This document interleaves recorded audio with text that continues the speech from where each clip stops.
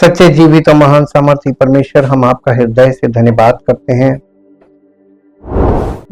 आपने सब कुछ रचा, सब कुछ बनाया, और प्रभु आपने इस सृष्टि को बनाने के बाद मनुष्य को बनाया और इस सृष्टि का अधिकार दिया और इसकी रखवाली करने की आज्ञा दी। लेकिन प्रभु, मनुष्य के पाप और पतन में पड़ने के कारण आज सृष्टि विनाश की कगार पर पहुंच गई और आपने इस सृष्टि को, मनुष्य को और इस सृष्टि को फिर से नई सृष्टि बनाने का कार्य शुरू कर दिया, जो अभी तक जारी है। और यह तब तक जारी रहेगा जब तक पूरी सृष्टि, मनुष्य से लेके पूरी सृष्टि जब तक नई ना हो जाए, रिन्यू ना हो जाए। और ये रिन्यूअल का कार्य चल रहा है, जारी है। इसलिए हम आपका धन्यवाद करते हैं। चाहते प्रभु, आपकी इच्छा और योजना के अंतर्गत जो कुछ हो रहा है, सब कुछ उसी के अनुसार हो रहा है और हर बात में आपकी योजना काम कर रही है। हर परिस्थिति आपकी योजना के अंतर्गत कार्य कर रही है। इसलिए प्रभु, सारी महिमा आपको मिले। हम आपके वचनों को सुनने आए हैं और वचनों को समझना चाहते हैं, ताकि हम आपके उस नई सृष्टि के कार्य का नमूना बन सकें। हमारा जीवन नई सृष्टि बनने के कारण आपकी महिमा को प्रकट करने वाला हो, ताकि सारी महिमा आपको मिले। प्रार्थना को प्रभु यीशु मसीह के पवित्र नाम से मांगते हैं, आमीन। सबको जय मसीह की। हम परमेश्वर का धन्यवाद करते हैं क्योंकि वो अद्भुत कार्य करता है और महान सामर्थी परमेश्वर है। हम लोगों ने कल देखा था ना कि यीशु मसीह ने एक और दृष्टांत दिया कि जब वो बीज बोने वाले के दृष्टांत में, कि जब वो बीज बो चुका तो वो जब लोग सो रहे थे, निकाल के पढ़ें, आपको मिलेगा मत्ती रचित सुसमाचार 13 अध्याय और उसका 25 पद है। 24 पद से पढ़ेंगे। यीशु ने उन्हें एक और दृष्टांत दिया, स्वर्ग का राज्य उस मनुष्य के समान है जिसने अपने खेत में अच्छा बीज बोया। 25 पद कह रहा है, पर जब लोग सो रहे थे तो उनका शत्रु आकर गेहूं के बीच जंगली बीज बोकर चला गया। कब? जब लोग सो रहे थे। हमने आपको बताया कि यहाँ पे जो पहला वाला है बीज बोने वाले का दृष्टांत, ये पहला दृष्टांत उत्पत्ति के पहले अध्याय में जो वचन के द्वारा परमेश्वर सृष्टि की रचना की है, ये उससे संबंधित दृष्टांत है। ये बता रहा है कि परमेश्वर ने अपने वचन के द्वारा सब चीजों को रचा। और उसके बाद ये वाला दृष्टांत जब हम आते हैं तो यहाँ पे ये बता रहा है कि उसने मनुष्य को रचा और अदन की वाटिका में रखा। और यहां पर एक खास बात देखने को मिलती है उत्पत्ति में। उत्पत्ति 2 अध्याय का 25 पद है, आदम और उसकी पत्नी दोनों नंगे थे पर लजाते ना थे। और उसके बाद 3 अध्याय शुरू होता है। देखिए, ये 3 अध्याय के परमेश्वर ने सृष्टि की रचना करी और रचना करने के बाद उसने मनुष्य को बनाया। सबसे आखिर में क्या बनाया मालूम है? मनुष्य आदम में से उसने उस हवा को निकाला, उसकी पत्नी को उसमें से निकाला। अच्छा, यहां पे कुछ चीजें सिंबॉलिक है और वो स्पिरिचुअली क्लियर होंगी, इसलिए इस भाग को अभी हम लोग नहीं छुएंगे क्योंकि वो आगे वाले पार्ट में आएगा। और इसमें आप 2 अध्याय में अगर आप पढ़ें, 2 अध्याय का पहला पद, यूं आकाश और पृथ्वी और उसकी सारी सेना का बनाना समाप्त हो गया और परमेश्वर ने अपना काम जिसे वो करता था 7वें दिन समाप्त किया और उसने अपने किए हुए सारे काम से 7वें दिन विश्राम किया। तो परमेश्वर ने 6 दिन में सब कुछ बनाया, मनुष्य और हर चीज सृष्टि की बनाई। लास्ट में मनुष्य को बनाया, पहले नहीं बनाया। तो जब उसने सृष्टि बनाई उसमें उसको मनुष्य की जरूरत नहीं थी। तो जब वो नई सृष्टि बना रहा है तो क्या परमेश्वर ही काम करेगा ना, मनुष्य का तो कोई रोल है नहीं। तो जब हम नई सृष्टि की बात करते हैं, बॉर्न अगेन की बात करते हैं, मसीही जीवन की बात करते हैं, तो इसमें हमारा केवल इतना योगदान है कि हम सिर्फ समर्पित होते हैं, पश्चाताप करते हैं और समर्पित होते हैं, बस इतना काम है। इसके अलावा कोई काम हम नहीं कर सकते अपने उद्धार के लिए और परमेश्वर की महिमा के लिए हम कुछ नहीं कर सकते। और जब परमेश्वर ने विश्राम किया, परमेश्वर विश्राम कर रहा है और उस समय आदम और हवा,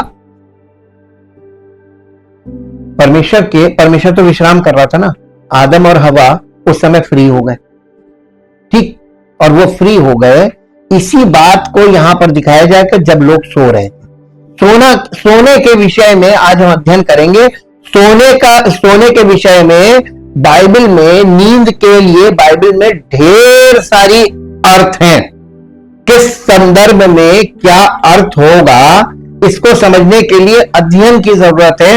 आज हम एक पाठ का अध्ययन करेंगे और ऐसे ही हम लोग धीरे धीरे सोने के विषय में, नींद के विषय में अध्ययन करेंगे। नींद किस किस चीज को दर्शाती है बाइबल में।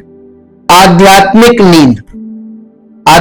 नींद यानी आत्मिक जो नींद है, इसके विषय में हम लोग आज देखेंगे कि इसका अर्थ क्या है। आध्यात्मिक नींद की इस अवधारणा को समझना बहुत महत्वपूर्ण है ताकि हम वास्तव में आध्यात्मिक जागृति की प्रवृत्ति को समझ सके। यदि हम जागृति की प्रकृति को समझ सकते हैं तो हम अपने व्यक्तिगत और सामूहिक आध्यात्मिक भविष्य को अधिक आसानी से समझ सकते हैं।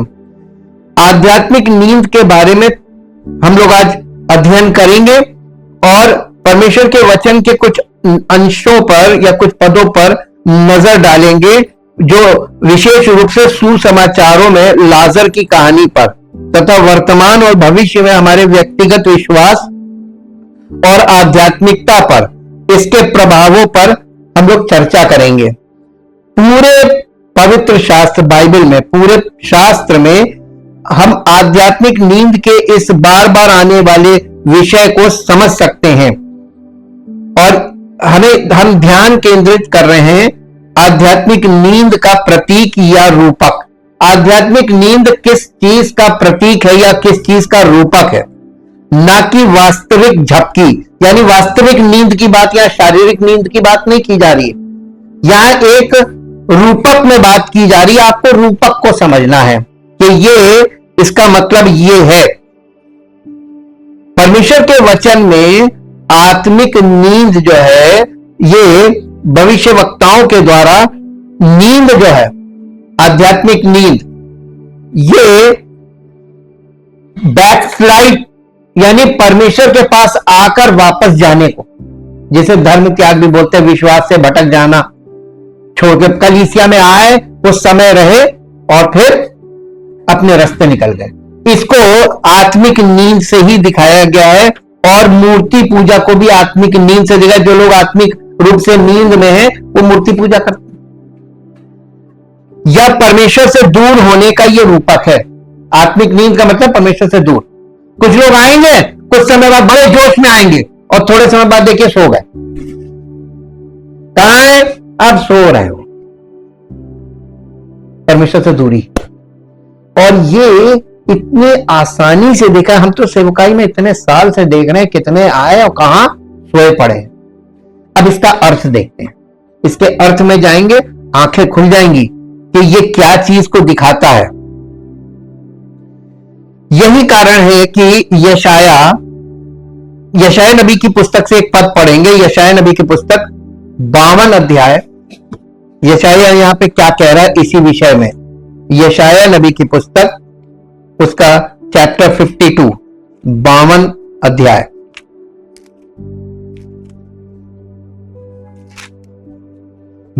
उसका पहला और दूसरा पद पढ़ेंगे।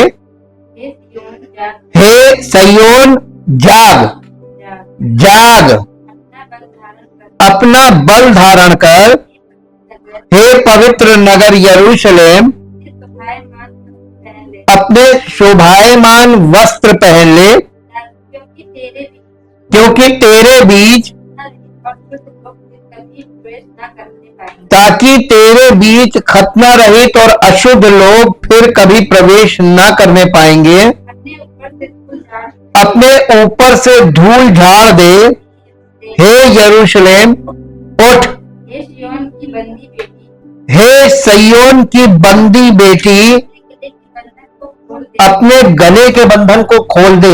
ये भविष्यवाणी की भाषा है, ये मामूली भाषा नहीं है कि आप आसानी से समझ लें। यशाया के इस अनुच्छेद में भविष्यवक्ता इज़राइल को उनकी निराशा और उदासीनता से जगाने के लिए कहता है, क्योंकि प्रभु सिय्योन में लौटेगा और उसके लोगों के लिए बचाव और नवीनीकरण यानी मुक्ति, रिन्यूअल, मुक्ति लाएगा। मुक्ति का मतलब उद्धार।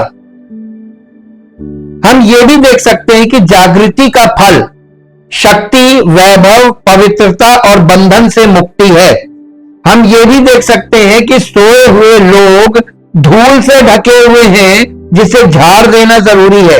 ये वही आत्मिक धूल है जिसके बारे में डैनियल ने कहीं और भविष्यवाणी की है। डैनियल नबी की पुस्तक और उसका 12 अध्याय और उसका 2 पद निकालिए।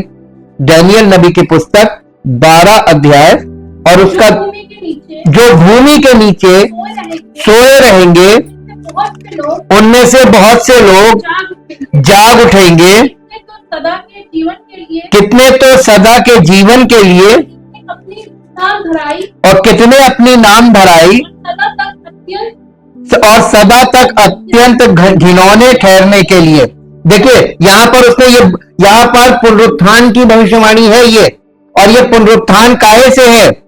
ये जो यशाया में बोला जा रहा है, अपनी धूल झाड़ और आत्मिक रूप से जागृत हो जाए। बॉर्न अगेन की बात हो रही है या पुनरुत्थान की बात हो रही, दोनों एक ही बात है, कहने के 2 तरीके हैं। यहां फिर से आध्यात्मिक नींद का विषय उठता है। सोए हुए वे लोग हैं जो नई सृष्टि और परमेश्वर के राज्य की वास्तविकता के प्रति जागृत नहीं हुए। और अगर आप सरल भाषा में बोले तो जो बॉर्न अगेन नहीं हुए हैं, ये सब नींद में, और ये भरे पड़े। हम पहचान गए, हम वचन को जान गए, हम आत्मिक रूप से देखना, हमको देखने की शक्ति मिल गई, तो हम इस चीज को देख रहे। लोग कैसे आत्मिक नींद में हैं, उनको वचन से कोई मतलब नहीं। वचन तो भोजन है, उनको भोजन चाहिए नहीं, क्योंकि उनमें आत्मिक जीवन होगा तभी तो भोजन चाहिए होगा ना। जहां जीवन नहीं वहां भोजन की क्या जरूरत? जो फिजिकली मर गया उसको भोजन से क्या मतलब, कोई इंटरेस्ट नहीं। वैसे ही स्पिरिचुअली भी है। और राज्य की वास्तविकता के प्रति जागृत नहीं हुए हैं। पृथ्वी की धूल वास्तविक भूमि नहीं है। डैनियल मृत शरीरों के पुनर्जीवन के बारे में नहीं लिख रहा है, बल्कि आध्यात्मिक मृत्यु के बारे में लिख रहा है। डैनियल कहता है कि बहुत से लोग इस धूल में सोते हैं, यह आध्यात्मिक मृत्यु है, लेकिन जागृति आएगी, और जब ऐसा होगा तो परमेश्वर जीवन और न्याय दोनों लाएगा। दुष्टों को उनका आध्यात्मिक पुरस्कार मिलेगा, जैसा कि धर्मी लोगों को मिलेगा। देखिए, जब कोई व्यक्ति डेड है स्पिरिचुअली, और जब उसको बॉर्न अगेन होगा, तो उसके जीवन में 2 चीजें होंगी। एक तो उसको क्या मिलेगा? आत्मिक नहीं, जीवन मिलेगा, और दूसरा उसका न्याय होगा। अब वो जो उसको जीवन मिला है, ये जीवन वो कैसा जी रहा है, किसके इच्छा से जी रहा है, किसकी मर्जी पूरी कर रहा है, उसके आधार पर उसको न्याय होगा। ये नए नियम को बिल्कुल सरल कर देता है। ये डैनियल की पुस्तक से ये पद जो है, ये नए नियम को बिल्कुल सरल कर देता है। दुष्टों को उनका आध्यात्मिक पुरस्कार मिलेगा, दंड, अनंत दंड, और धर्मियों को क्या मिलेगा? अनंत जीवन। तो दोनों को पुरस्कार मिलेगा अलग अलग। यशाया और डैनियल की ये दोनों भविष्यवाणियां अंत समय या अंतिम दिनों से संबंधित है। हम लोगों के समय में ये होगा और ये हो रहा है। तो ज्यादा लोग किस हालत में? आत्मिक रूप से डेड, नहीं जाग रहे, वो उठना नहीं मांग। देखिए, जब कोई सो रहा होता है, उसको जगाना सबसे कठिन बात होती है। बहुत बार ऐसे लोग होते हैं जिनको जगाने के लिए सब मना करते हैं, हम नहीं जाएंगे, तुम ही जाओ। जगाना कितना कठिन है ना। और जगाने के बाद जागने से अगर वो जाग गया तो क्या करेगा, ये दूसरा मैटर है ना। सोते शेर को जगा देंगे तो क्या करेगा। तो अब यही वाली बात है कि कौन जगाए। जब प्रभु अपने लोगों के लिए न्याय, पुनर्स्थापना और बचाव लाने के लिए कार्य करेंगे, ये अंतिम दिन न्याय, बचाव, नवीनीकरण और उद्धार के दिन 2000 वर्षों से हम पर छाए हुए हैं। हम पुरानी सृष्टि के युग से, जिसे शास्त्रों में शरीर कहा जाता है, नई सृष्टि के युग, पवित्र आत्मा के युग या परमेश्वर के राज्य में स्थानांतरित हो रहे हैं। ये बदलाव मसीह, नई सृष्टि के प्रभु और सभी मनुष्यों के न्याय के माध्यम से पूरा हो रहा है। प्रेरितों के काम उसका 17 अध्याय, प्रेरितों के काम उसका 17 अध्याय और उसका 31 पद पढ़िए। प्रेरितों के काम 17 अध्याय और उसका 31 पद, 31 वर्स, 17th 71 31। क्योंकि उसने एक दिन ठहराया है जिसमें वो उस मनुष्य के द्वारा धर्म से जगत का न्याय करेगा, जिसे उसने ठहराया है, और उसे मरे हुए में से जिलाकर ये बात सब पर प्रमाणित करती है। तो किसके द्वारा न्याय होगा, साफ साफ लिखा है, परमेश्वर उसके द्वारा न्याय करेगा जिसे उसने ठहराया और जिसे उसने मरे हुओं से जिलाया। वो कौन है, उस वही न्याय करेगा। किस बात का न्याय, कि कौन अनंत जीवन में जाएगा और कौन नहीं जाएगा, इस बात का निर्णय कौन करेगा। फिर भी लोग नहीं समझ रहे, फिर भी लोग डर नहीं रहे। ये संसार ने उनको मोह लिया और उनका मन संसार में ज्यादा लग रहा है। यूहन्ना के सुसमाचार से लाजर की कहानी पर हम नजर डालें। क्या लाजर की कहानी संभवतः पूरे ब्रह्मांड के उद्धार के बारे में एक दृष्टांत हो सकती है? यस, ये कहानी ऐसे ही है। एक पद ये पढ़ेंगे, यूहन्ना रचित सुसमाचार 11 अध्याय, यूहन्ना रचित सुसमाचार 11 अध्याय, 11 अध्याय और 11 अध्याय का 1 से 13 पद तक पढ़ेंगे। मरियम और उसकी बहन मार्था के गांव बैतनिया का लाजर नामक एक मनुष्य बीमार था। ये वही मरियम थी। कौन सी मरियम, अब याद आ गया होगा, जिसने प्रभु के पांव पर इत्र डालकर अपने बालों से उसको पोंछा था। ये वही मरियम है। इसी का भाई लाजर बीमार था। अतः उसकी बहनों ने उसे कहला भेजा, हे प्रभु देख, जिससे तू प्रीति रखता है वो बीमार है। ये सुनकर यीशु ने कहा, ये बीमारी मृत्यु की नहीं परंतु परमेश्वर की महिमा के लिए है, कि उसके द्वारा परमेश्वर के पुत्र की महिमा हो। यीशु मार्था और उसकी बहन और उस लाजर से प्रेम रखता था। फिर भी जब उसने सुना कि वो बीमार है, तो जिस स्थान पर वो था वहाँ 2 दिन और ठहर गया। इसके बाद उसने चेलों से कहा, आओ हम फिर यहूदिया को चलें। चेलों ने उससे कहा, हे रब्बी, अभी तो यहूदी तुझ पर पथराव करना चाहते थे, और तो क्या तू फिर भी वहीं जाता है? यीशु ने उत्तर दिया, क्या दिन के 12 घंटे नहीं होते? यदि कोई दिन में चले तो ठोकर नहीं खाता, क्योंकि इस जगत का उजाला देखता है, परंतु यदि कोई रात में चले तो ठोकर खाता है। क्योंकि देखिए, यहाँ अंधेरे की और ज्योति की बात हो रही है, और ये बात इतनी खूबसूरती से हो रही है कि कि आपको इसे समझने के लिए अपना मन लगाना पड़ेगा। यहां प्रभु यीशु मसीह आत्मिक अंधकार और आत्मिक ज्योति की बात कर रहा है, और फिर उसके बाद उसने ये बातें कही, उसके बाद उससे कहने लगा, और इसके बाद अपने चेलों से कहने लगा, लाजर सो गया है, हमारा मित्र लाजर सो गया है, मैं उसे जगाने जाता हूँ। परंतु मैं उसे जगाने जाता हूं। तब चेलों ने उससे कहा, तब चेलों ने उससे कहा, हे प्रभु, सो गया है तो स्वस्थ हो जाएगा। यदि वो सो गया है तो स्वस्थ हो जाएगा। यीशु ने तो मृत्यु के विषय में कहा था। यीशु मसीह किस विषय में बात कर रहा था? यीशु मसीह फिजिकल डेथ को सो जाना बोलता था, तो स्पिरिचुअल डेथ भी एक सोना ही है, क्योंकि मृत्यु का मतलब सोना है ना। इसी से ये कहावत बनी, पुराने लोग कहते थे सोया मरा बराबर। ठीक, परंतु वे समझे कि उसने नींद से सो जाने के विषय में कहा। तब यीशु ने उनसे साफ साफ कह दिया, लाजर मर गया, और मैं तुम्हारे कारण आनंदित हूँ कि मैं वहां ना था, जिससे तुम विश्वास करो। परंतु अब आओ हम उसके पास चले। तब थोमा ने जो दिदुमस कहलाता है अपने साथी चेलों से कहा, क्या कह रहा, हम भी उसके साथ मरने को चले। ठीक, ये चिढ़ के बोल रहा।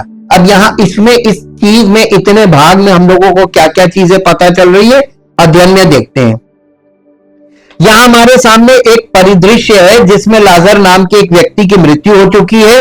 उसकी बहनों मरियम और मार्था ने यीशु को संदेश भेजा है कि वे आकर उसे ठीक करें, लेकिन यीशु अपने आने में देरी करते हैं, ये वादा करते हुए कि बीमारी का अंत मृत्यु में नहीं होगा। फिर क्या होगा? और स्वर्ग की महिमा का अंतिम वचन होगा, यानी वो पुनरुत्थान के द्वारा अपनी महिमा प्रकट करने जा रहा था, और इस सृष्टि का अंत मृत्यु में नहीं होगा। यह आशा है। जब प्रभु आएगा तो जीवन का स्रोत वही है, जीवन का देने वाला वही है। तो वो जब आ रहा है, दोबारा आ रहा है, तो वो भरपूरी के जीवन को लेके आ रहा ना। तो हम लोगों को आत्मिक रूप से तैयार रहना होगा उस जीवन को प्राप्त करने के लिए। अब ये देखिए, यहां पर उसकी मृत्यु हो चुकी है। उसकी बहनों मरियम और मार्था ने यीशु को संदेश भेजा कि वे आकर उसे ठीक करें, लेकिन यीशु अपने आने में देरी करता है, ये वादा करते हुए कि बीमारी का अंत मृत्यु में नहीं होगा और स्वर्ग की महिमा का अंतिम वचन होगा। ध्यान देने योग्य बात यह है कि जिसे शिष्य मृत्यु कहते हैं उसे यीशु नींद कहते हैं। आज संसार में जिसे लोग मौत कहते हैं, मृत्यु, उसको हमारा प्रभु नींद कहता है। ठीक, सो गए। इसके पीछे एक कारण है। इस कहानी में यूहन्ना ने परमेश्वर के लोगों यानी इजराइल की आध्यात्मिक स्थिति के लिए एक चतुर रूपक प्रकट किया है। लाजर आध्यात्मिक रूप से मृत इजराइल और उसकी बहनें विश्वास करने वाले यहूदियों का प्रतिनिधित्व करती है। लाजर जो है वो किस बात का प्रकटीकरण है? इजराइल का आध्यात्मिक रूप से मृतक यानी spiritually dead. Israel spiritually dead है, ये लाजर दिखा रहा, उसकी मृत्यु दिखा रही, और उसकी बहनें उन यहूदियों को दिखा रही है जो विश्वास रखते हैं। ठीक, अब यहां तक तो इतना साफ हो गया। ये भी कहानी एक प्रकार का दृष्टांत ही है। परमेश्वर इजराइल से प्रेम करता है और यीशु लाजर और उसकी बहनों से प्रेम करता है। देखिए, जैसे परमेश्वर इजराइल से प्रेम करता है, वैसे यीशु मसीह लाजर और उसकी बहनों से प्रेम करता है। एक ही बात है दोनों।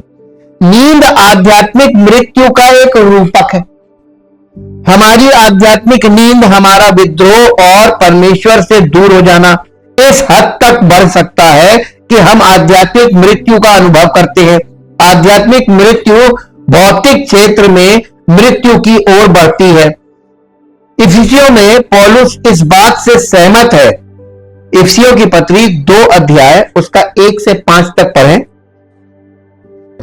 इफिसियों की पत्री 2 अध्याय 1 से 5 तक। तुम्हें भी जिलाया, उसने तुम्हें भी जिलाया जो अपने अपराधों और पापों के कारण मरे हुए थे, जो अपने अपराधों और पापों के कारण मरे हुए थे, जिनमें तुम पहले संसार की रीति पर जिनमें तुम पहले इस संसार की रीति पर और आकाश के अधिकार के हाकिम आत्मा के अनुसार चलते थे, अर्थात उस आत्मा के अनुसार चलते थे, जो अभी आज्ञा न मानने वालों में कार्य करता है। इनमें हम भी सबके सब पहले अपने शरीर की लालसाओं में दिन बिताते थे और शरीर और मन की इच्छाएं पूरी करते थे और और अन्य लोगों के समान स्वभाव ही से क्रोध की संतान थे। परंतु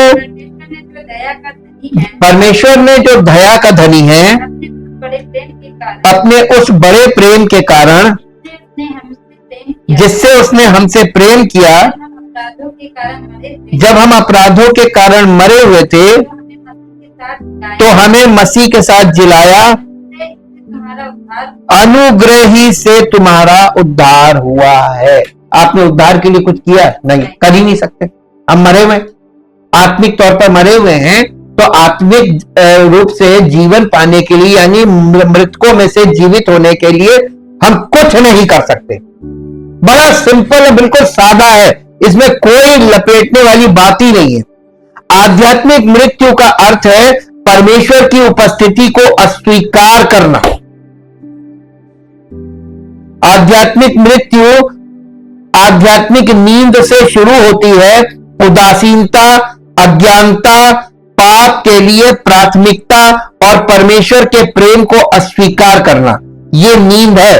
आध्यात्मिक नींद के लिए परमेश्वर का प्रतिकारक अनुग्रह है, जो मानव मन, शरीर और आत्मा में स्वयं परमेश्वर की ऊर्जावान उपस्थिति है।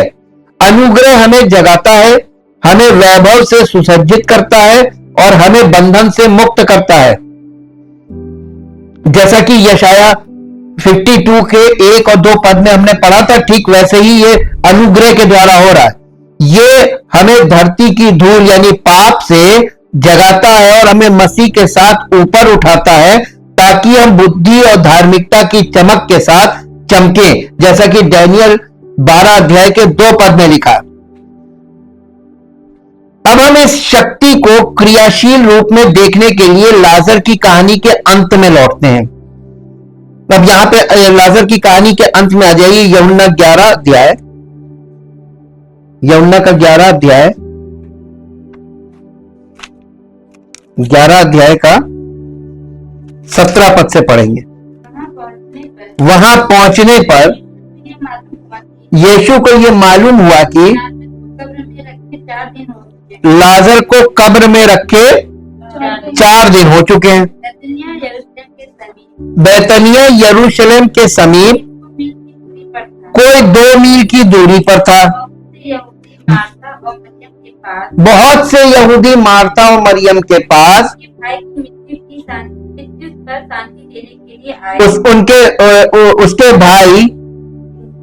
उनके भाई की मृत्यु पर शांति देने के लिए आए थे। जब मार्था ने यीशु के आने का समाचार सुना, तो उससे भेंट करने को गई, परंतु मरियम घर में बैठी रही। मार्था ने यीशु से कहा, हे प्रभु, यदि तू यहाँ होता तो मेरा भाई कदापि न मरता, यानी कभी नहीं मरता। और अब भी मैं जानती हूँ कि जो कुछ तू परमेश्वर से मांगेगा, परमेश्वर तुझे देगा। यीशु ने उससे कहा, तेरा भाई फिर जी उठेगा।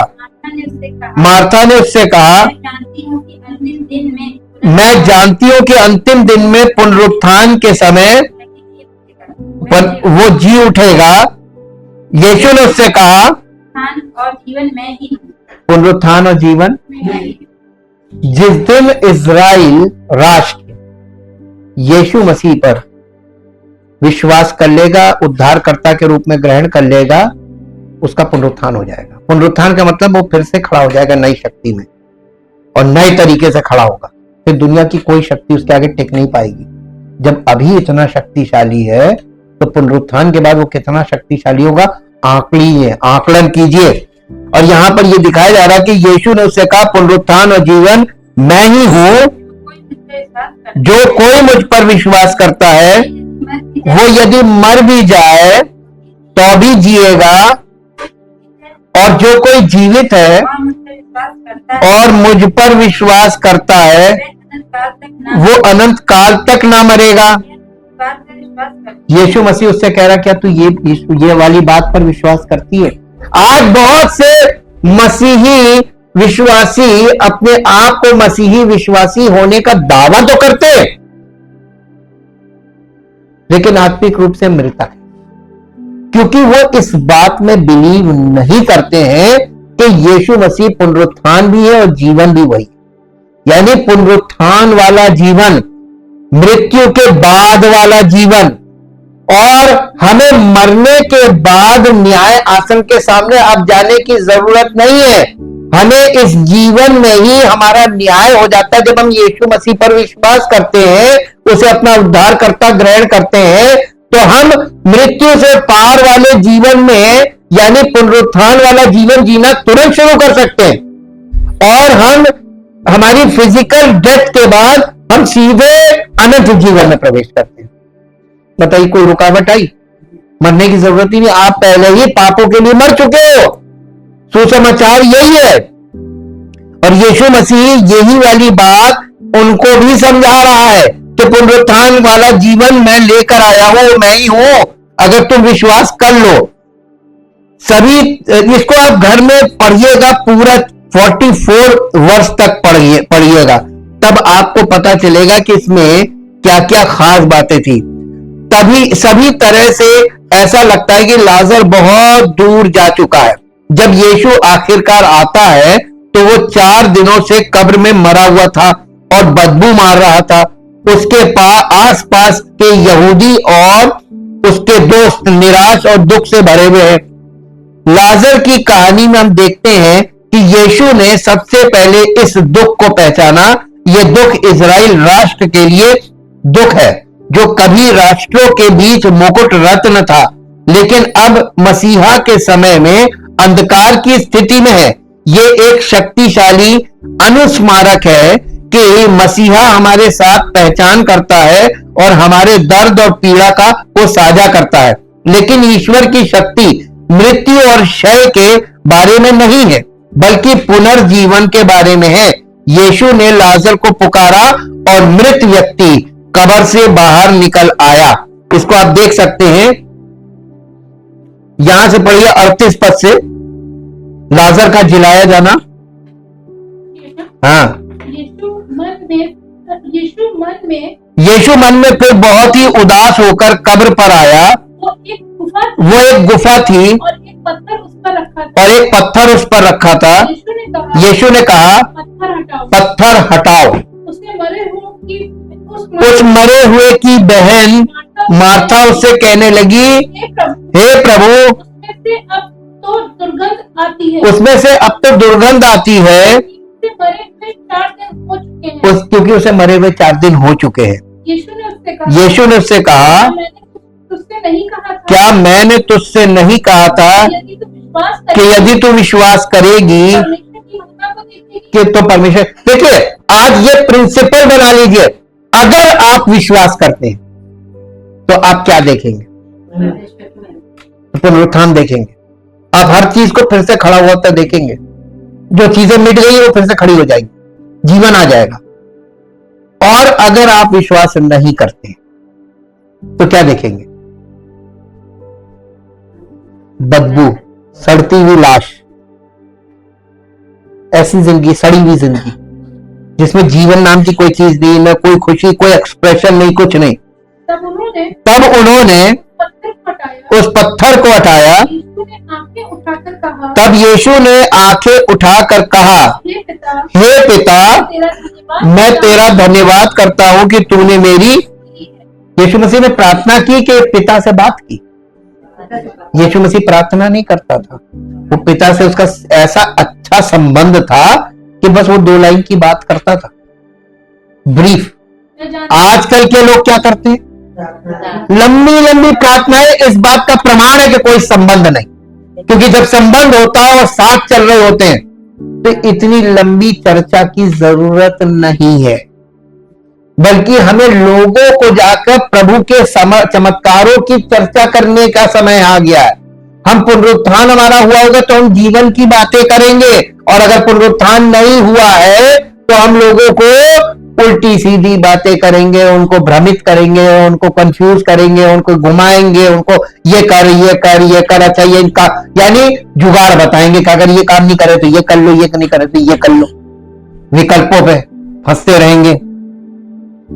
मैं जानता था कि तू सदा मेरी सुनता। देखिए ये इस बात का प्रमाण है कि पिता पुत्र के बीच का संबंध इतना मजबूत था कि यीशु मसीह को हमेशा कंफर्म था कि पिता उसकी सुनता है। परंतु जो भीड़ आसपास खड़ी है उनके कारण मैंने ये कहा, जिससे कि वे विश्वास करे कि तूने मुझे, पूरे इजराइल को प्रभु यीशु मसीह ने इस बात को प्रमाणित कर दिया कि वो परमेश्वर का इकलौता था, वो उसकी ओर से भेजा गया।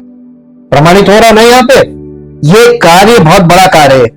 ये कहकर उसने बड़े शब्द से पुकारा, हे लाजर निकला। जो मर गया था वो कफन से हाथ पांव बंधे हुए निकल आया और उसका मुंह अंगोछे से लिपटा हुआ था। यीशु ने उनसे कहा, इसे खोल दो और जाने दो। आजकल के लोग अगर ऐसा कर लें तो क्या कहेंगे? खोल दो जाने दो कहेंगे? नहीं। अगर वो ऐसा चमत्कार कर दे कि किसी को जिंदा कर दे तो वो यीशु मसीह की तरह ये कहेंगे कि इसके कफन को इसको खोल दो और इसको जाने दो। वो कहेंगे तुम मेरे साथ रहना क्योंकि हमने जिंदा किया। यीशु मसीह हमको जब बॉर्न अगेन होते हैं, यहाँ पे देखिए भेद छिपा हुआ है। जब वो कोई भी व्यक्ति बॉर्न अगेन होता है मसीह में, तो यीशु मसीह उसको बंधुआ नहीं बनाता, वो कहता है इसको फ्री कर दो। और इसी कारण से गलातियों की पत्री निकालिए। देखिए इसी कारण से गलातियों की पत्री 5 अध्याय, यहां पे ये बात लिखी हुई है और ये डर का विषय है, परमेश्वर के लिए नहीं, हमारे लिए डर का विषय है। गलातियों की पत्री उसका 5 अध्याय और उसका पहला पद पढ़िए। मसीह ने स्वतंत्रता के लिए हमें स्वतंत्र किया है, अतः इसी में स्थिर रहो दासत्व के जुए में। इसका मतलब हमें पाप से, मृत्यु से, हर उस चीज से जिसकी गुलामी में हम फंसे हुए थे, छूट नहीं सकते थे, प्रभु ने हमको बॉर्न अगेन किया और जीवन दिया और छुटकारा दिया। ये स्वतंत्रता नहीं है तो और क्या है? और जैसे ही हम बॉर्न अगेन होते हैं, जीवन मिलता है, ज्योति मिलती है और उद्धार, छुटकारे मिलते हैं और सब कुछ मिलता है। और उसके बाद हम क्या करते हैं? बॉर्न अगेन होने के बाद फिर शारीरिक जीवन की ओर मुड़ते हैं। ये प्रवृत्ति है। और देखिए यहां पे भी प्रभु उसको कह रहा है इसको खोल दो, इसे जाने दो। तो प्रभु यीशु मसीह किसी को गुलाम नहीं बनाता बल्कि स्वतंत्र करता है, और पाप हमें गुलाम बनाता है और यीशु मसीह हमें स्वतंत्र करता है। अब स्वतंत्र होने के बाद दोबारा गुलाम बनने की गुंजाइश रहती है? हाँ कि ना? रहती है। पूरा छुटकारा हो ही नहीं सकता। अभी आप कभी से दूर रहिए, देखिए वो जो पुराना भी उससे भी बदतर हो जाएगा। ना तुम उधर के रहोगे ना इधर के रहोगे, कहीं के नहीं रहोगे। हाँ नहीं, फिर आप में अगर कलीसिया से और वचन को सुनकर सच्चाई जानने के बाद अगर आप हटे तो ना तो आप संसार के रहेंगे ना आप प्रभु के रहेंगे, फिर आप कहीं के नहीं रहेंगे, अब बेकार हो गया। और ये मनुष्यों की अपनी सोच के कारण होता है।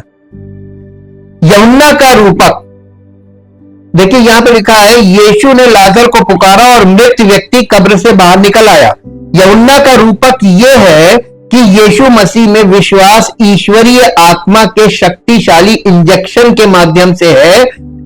इंजेक्शन के माध्यम से इजराइल राष्ट्र को पुनर्जीवित करेगा। और ये पक्की बात है कि पहले वो अपनी कलीसिया को तैयार कर रहा है, और जब वो दोबारा आएगा तो पहले इजराइल को पुनरुत्थान मिलेगा। पहला पुनरुत्थान जो दुनिया के सामने मिलेगा वो पहले इजराइल को मिलेगा, फिर कलीसिया को मिलेगा, क्योंकि पूरी बाइबल का निचोड़ है कि पहले यहूदी फिर अन्य जाति। तो हम सेकंड नंबर पे ही रहेंगे, तो आगे भागने की क्या जरूरत है? हमारे लिए चिन्ह वहां पे एक ऐसा चिन्ह रखा है जो आपको न्यूज पे देखने को मिलेगा। आपको कहीं जाने की जरूरत नहीं। आपको बाइबल नहीं समझ में आ रही, आप कलीसिया में वचन सुनते रहिए और न्यूज पर देखते रहिए। बार बार बता रहे हैं आपको, न्यूज में ये चमत्कार मिलेगा जब इजराइल प्रभु में नई सृष्टि बन के खड़ा हो जाएगा।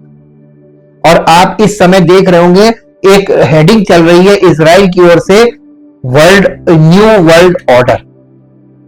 इस दुनिया का एक वर्ल्ड ऑर्डर जो होता है वो अब नया होने जा रहा है। ये इस बात का संकेत है कि इजराइल के द्वारा प्रभु का राज्य इस पृथ्वी पर स्थापित होने जा रहा है। उसके संकेत आने लगे। ये जो चीज हो रही है सब, ये सब परमेश्वर की इच्छा और योजना के अंतर्गत हो रही है, और अंत में वही सब पूरा होगा जो वचन में लिखा होगा। जानकारी रखना परमेश्वर के बच्चों की जिम्मेदारी भी है, ताकि हम दूसरों को इस चीज के जागरूक करें और खुद भी जागृत रहें। मृतक मन शरीर और आत्मा में उठेंगे और एक बार फिर परमेश्वर के साथ चलेंगे। कौन? Israel the nation. ये एक आवाहन द्वारा पूरा होगा। प्रभु लाजर को बुलाता है और वो कब्र से बाहर आता है। ये आवाहन, ये बुलाहट एक नए इजराइल, विश्वास के इजराइल की नियति है। गलातियों की पत्री 3 अध्याय, फिर से आइए गलातियों की पत्री में 3 अध्याय, इसका 3 अध्याय और 3 अध्याय का 7 पद पढ़िए। अतः ये जान लो कि जो विश्वास करने वाले हैं वे ही अब्राहम की संतान है, और जो विश्वास नहीं कर रहे किस पर? वास्तविक विश्वास यीशु मसीह पर जो नहीं करता वो अब्राहम की संतान नहीं है। अब्राहम की संतान का मतलब नहीं, इजराइल द नेशन को दिखा रहा, उसमें हम लोग सब है। ठीक? अंधकार, नींद और मृत्यु की हमारी वर्तमान स्थिति में परमेश्वर निष्क्रिय नहीं है। हमारी वैश्विक आध्यात्मिक बीमारी मृत्यु में नहीं बल्कि महिमा, जीवन और अनैतिकता में समाप्त होगी। रोमियो की पत्री 2 अध्याय उसका 7 पद पढ़िए। रोमियो की पत्री 2 अध्याय और उसका 7 पद।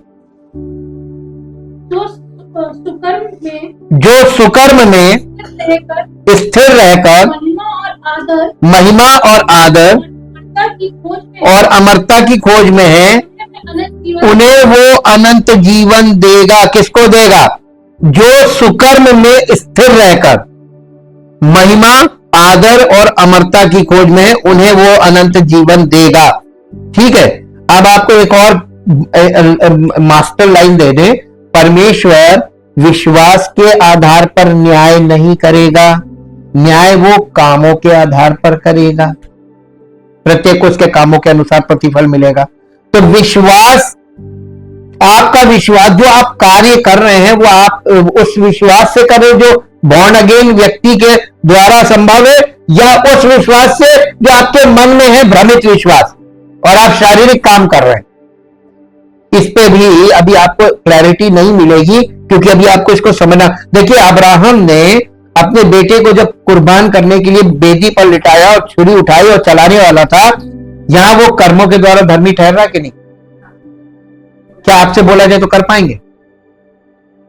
इसका मतलब अभी आप विश्वास का काम करने लायक नहीं। ये प्रकट हो गया। आपको बहुत बड़े बड़े, परमेश्वर आपसे कुछ भी कह सकता है, आप उससे कितना प्यार करते हैं उसके अकॉर्डिंग आपको वो काम करना है। विश्वास के कार्य का मतलब ये समझ लीजिए परमेश्वर की आज्ञा को पूरा करना। कर पाएंगे? आपकी चुप्पी बता रही है कि नहीं, सोचना पड़ेगा। बस यही विश्वास है। अनंत जीवन चाहिए सबको, प्रभु से सारी चीजें चाहिए सबको, और विश्वास के नाम पे शून्य। ये आपको परमेश्वर के वचन के द्वारा आईना दिखाया जा रहा है। कभी ये मत कहो कि हम बहुत विश्वासी, कभी बड़ी बड़ी डींगे मत मारो, बड़ी बड़े बोल मत बोलो। जिस मुंह से तुम बड़ा बोल बोलोगे, तुम अपनी बातों में खुद सारी दुनिया के सामने तुम्हें लज्जित कर देगा। ये देखो ये क्या कहता था। इसलिए बड़े बोल कभी नहीं बोलने चाहिए परमेश्वर की उपस्थिति। इसीलिए सबोपदेशक को लेकर जब तू परमेश्वर की उपस्थिति में जाए तो बोलने में तेरे शब्द बहुत कम हो, बहुत चुप, सुनो ज्यादा, बोलो कम। मानवता परमेश्वर के वास्तविकता के प्रति सो रही है। ये नींद उन लोगों की नजर में मृत्यु की तरह लग सकती है जो विश्वास करते हैं, लेकिन परमेश्वर के लिए ये बहुत कम समस्या है। उचित समय और मौसम में परमेश्वर वो सब पूरा करेगा जो उसने निर्धारित किया है। मृत्यु से जागृत होने वाले लोग मृत्यु से जागृत होने वाले पहले लोग नए इजराइल हैं। मसीह की देह, यानी मसीह की देह कलीसिया में सबसे पहले कौन किन लोगों ने सुसमाचार को एक्सेप्ट किया था? 3000 पहले ही दिन पतरस ने खड़े होकर प्रचार किया था। तो वो कौन लोग थे? यहूदी लोग थे, इजरायली लोग। तो पहला नंबर उनका कलीसिया में भी पहले वही हैं, और उसके बाद हम लोग हैं।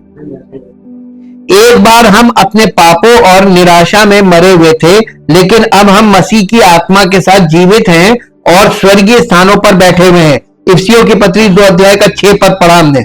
मसीह की देह को मन, शरीर और आत्मा में जागृति के इस संदेश को प्रसारित करना चाहिए, यानी कलीसिया को। मसीह की देह का मतलब है कलीसिया को इस संदेश को प्रसारित करना चाहिए कि आत्मा में जागृति के लिए, यानी बॉर्न अगेन का सुसमाचार देना चाहिए। यही कारण है कि पौलुस कहता है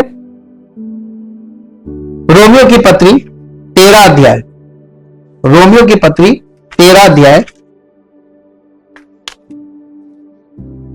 13 अध्याय और 13 अध्याय का 11 और 12 पद पढ़िए। समय को पहचान कर ऐसा ही करो, इसलिए कि अब तुम्हारे लिए यानी कलीसिया के लिए नींद से जाग उठने की घड़ी आ पहुंची है। क्योंकि जिस समय हमने विश्वास किया था उस समय के विचार से अब हमारा उद्धार निकट है। उद्धार का मतलब प्रभु का आना। जब तक वो आएगा नहीं, उद्धार कंप्लीट होगा नहीं। उद्धार किसी को मिला नहीं है अभी तो उद्धार का काम चल रहा है। और लोग धोखा क्या खाते हैं, हमें तो उद्धार मिल गया, भागो भागो, मिलेगा ही नहीं। पूरा जब तक कार्य पूरा नहीं होगा उद्धार कहां से मिल जाएगा। और वर्तमान समय को समझते हुए ऐसा करो, तुम्हारे लिए अपनी नींद से जागने का समय आ गया है, क्योंकि हमारा उद्धार, बचाव और नवीनीकरण। उद्धार का मतलब है परमेश्वर के द्वारा हमें मृत्यु से, अनंत मृत्यु से बचाया जाना और हमें नई सृष्टि बनाना। ये दोनों चीजें मिलाई जाती तब उद्धार वर्ड आता है। तो ये बचाव और नवीनीकरण उस समय से भी अधिक निकट है जब हमने पहली बार विश्वास किया था। रात लगभग समाप्त हो गई है, दिन लगभग आ गया है, इसलिए आइए हम अंधकार के कामों को त्याग दें और ज्योति के हथियार धारण कर लें। यह है संदेश। प्रकाश से उजागर होने वाली हर चीज दिखाई देती है और जो कुछ भी प्रकाशित होता है वो प्रकाश बन जाता है। इसलिए कहा गया है, एक पद निकाल लीजिए, इफिसियों की पत्री 5 अध्याय, इफिसियों की पत्री 5 अध्याय और 5 अध्याय का 14 पद पढ़िए। इस कारण वो कहता है, हे सोने वाले जाग, हे सोने वाले जाग और मुर्दों में से जी उठ। तो मसीह की ज्योति तुझ पर चमकेगी। कब? ये सोने वाले जाग, ये आत्मिक रूप से मृतक को स्पिरिचुअली बॉर्न अगेन हो जाना, यही है नए सिरे से जन्म। तो नए सिरे से जन्म का मतलब है प्रभु की आत्मा में और उसकी ज्योति में खड़े हो जाना। यह है सच्चा मसीही। आपको देखने को कभी नहीं मिलेगा। हो सकता है आपके द्वारा दुनिया देखे सच्ची मसीहत को, वो मसीहत आपके जीवन में पूरी हो जाए तो बताइए कितना बड़ा तहलका मचेगा अगर एक सच्चा मसीही यहां पर प्रकट हो गया, तो कितना तहलका मच जाएगा। यह है सच्चाई, ये वचन दिखा भी रहा है और यही वचन सिखा रहा है। प्रकाश, मसीह का प्रकाश अंधकार में चमकता है, हमें नई सृष्टि और परमेश्वर के राज्य की वर्तमान वास्तविकता के प्रति जागृत करता है। ये विद्रोह, उदासीनता और कामुकता में सोने का समय नहीं है, बल्कि मसीह जीवन के प्रति जागने का समय है, जो पहले ही दिया जा चुका है। आध्यात्मिक नींद शारीरिक मृत्यु की ओर ले जाती है, लेकिन आध्यात्मिक जागृति अनंत जीवन की ओर, परमेश्वर की शक्ति की ओर ले जाती है। रोमियो की पत्री 8 अध्याय, रोमियो की पत्री 8 अध्याय का 6 पद पढ़िए। शरीर पर मन लगाना तो मृत्यु है, परंतु आत्मा पर मन लगाना, यही वाली बात आ गई। आपका मन कहां लग रहा है? शरीर शारीरिक बातों में या परमेश्वर की आत्मा की बातों में? कहां मन लग रहा है? यह जांच का विषय है आपके व्यक्तिगत। जैसे ही हम मसीह का प्रकाश प्राप्त करते हैं और जागते हैं, बाकी दुनिया भी जल्द ही उसका अनुसरण करेगी। मसीह द्वारा प्रकाशित हर व्यक्ति मसीह के लिए चमकने वाला प्रकाश बन जाता है। रोशनी जितनी ज्यादा होगी, उतनी ही शक्तिशाली रूप से हम दुनिया में दिव्य छवि को प्रक्षेपित करेंगे। हमें परमेश्वर की तुरही की आवाज सुननी चाहिए, स्वर्गीय क्षेत्र से जीवन की घोषणा, ठीक वैसे ही जैसे लाजर ने मसीह की आवाज सुनकर की थी। इस प्रकार हमें इस पुकार का जवाब देना चाहिए, मन, शरीर और आत्मा से, ताकि हम परमेश्वर की पूर्णता के प्रति जाग सके। और जब हम ऐसा करेंगे तो उड़ाऊ दुनिया परमेश्वर के पास लौट आएगी और उसके पुनरुत्थान की शक्ति में जिएगी। जैसे ही एक का होगा पुनरुत्थान, तो लोग इतनी तेजी से विश्वास करने लगेंगे और cut cut cut cut cut cut cut cut cut cut बहुत तेजी से हो जाएगा। एक व्यक्ति अगर सच्चा मसीही बन के प्रकट हुआ, तो समझिए सब प्रकट हो जाएंगे, क्योंकि उसको देख के सब में वही चीज काम करने लगी। आपने कहावत सुनी ना, खरबूजे को देखकर खरबूजा, है ना? यही तो मसीह जीवन का सार है। एक व्यक्ति अगर सही हो गया ना, तो उसको देखकर सब लोग, यानी एक मोमबत्ती से लाखों करोड़ों मोमबत्ती जला दीजिए। Thank you, thank you, thank you, thank you. सच्चे जीवित महान सामर्थी परमेश्वर, हम आपका बहुत धन्यवाद करते हैं। आज इस विषय पर हम लोगों ने पवित्र आत्मा के निर्देशों के अनुसार आपके वचन को पढ़ा और इसको समझा। दिल से धन्यवाद करते प्रभु कि आपकी वचन में बहुत गहराई है, और प्रभु आपका वचन एक विषय को कई तरीके से समझाता है। इस बात के लिए हम धन्यवाद देते हैं। लोगों के हृदय में और उनकी बुद्धि में आपके वचन की बातें बैठ जाएं और इन्हें स्मरण रहे, ताकि प्रभु आपकी अद्भुत महिमा इनके जीवनों से प्रकट हो, और सारी महिमा आपको मिले। यीशु मसीह के नाम से मांगते हैं, आमीन। प्रेज़